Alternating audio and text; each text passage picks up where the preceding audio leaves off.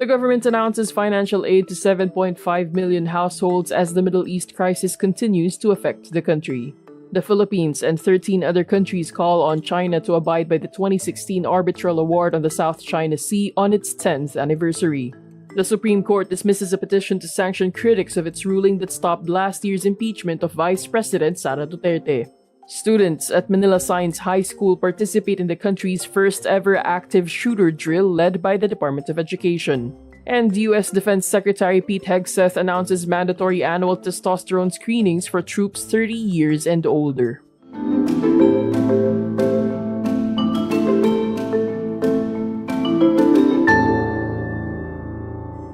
The government will give financial aid to 7.5 million households as the country continues to be affected by the Middle East crisis. President Ferdinand Marcos Jr. says this expands the coverage of Uplift, or the Unified Package for Livelihoods, Industry, Food, and Transport program. It will include beneficiaries of the Pantawid Pamilyang Pilipino program, or 4Ps, and the Walang Gutom program. It will also include some 2.5 million poor and near-poor households identified through the 2024 community-based monitoring system, and some 1.5 million low-income workers and their families validated through the Social Security system.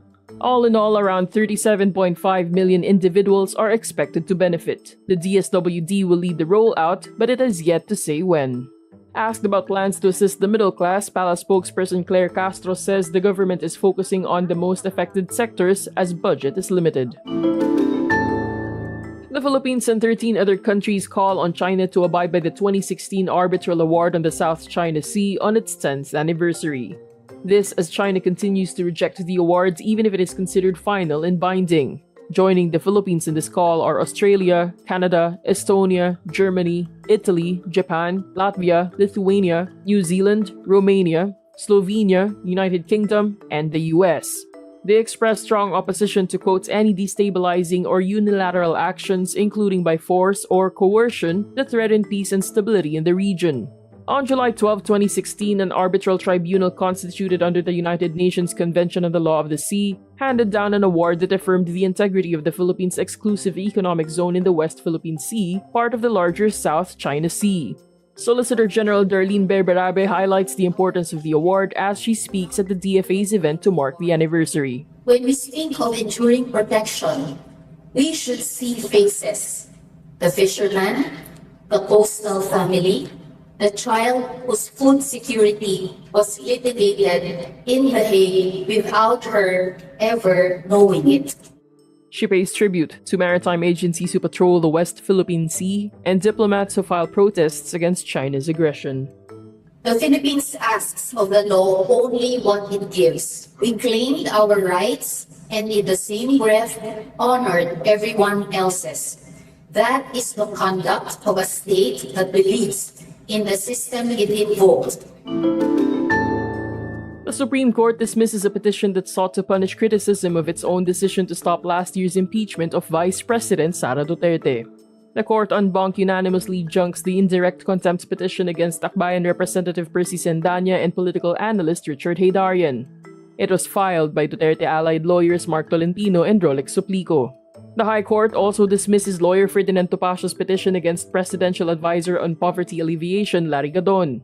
Supreme Court Senior Associate Justice Marvic Leonen writes the decision, dismissing the petition for lack of merit. The case stemmed from separate commentaries by Sendanya, Gadon, and Heydarian on the High Court's ruling from July 2025.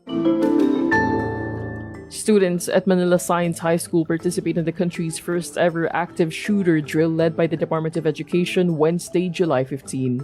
It's part of efforts to stop violence in schools in reaction to the deadly shooting at a school in Tacloban City on June 22. More than 1,700 students from grades 7 to 12 and their teachers observed the run, hide, fight protocol during a staged active shooter attack.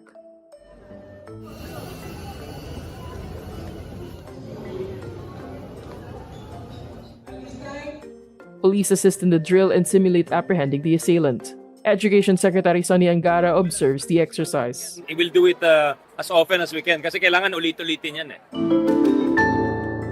U.S. Defense Secretary Pete Hegseth announces Wednesday, July 15, mandatory annual testosterone screenings for troops 30 years and older.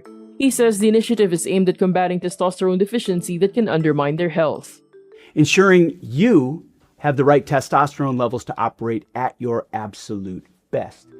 If diagnosed with low testosterone levels, troops can opt for any recommended hormone replacement treatment. Troops younger than 30 may request to be tested. This comes as the U.S. Department of Health and Human Services moves to ease some restrictions on testosterone replacement therapies, including seeking to remove limits on use by men with age-related low testosterone. The announcement triggers backlash from opposition Democrats. Some call the move gender-affirming care, a concept shunned by U.S. President Donald Trump and many of his supporters. And that's today's wrap. I'm Julian Cirineo. Thank you for watching. Click the link below for the full story. For more updates, download the Rappler app.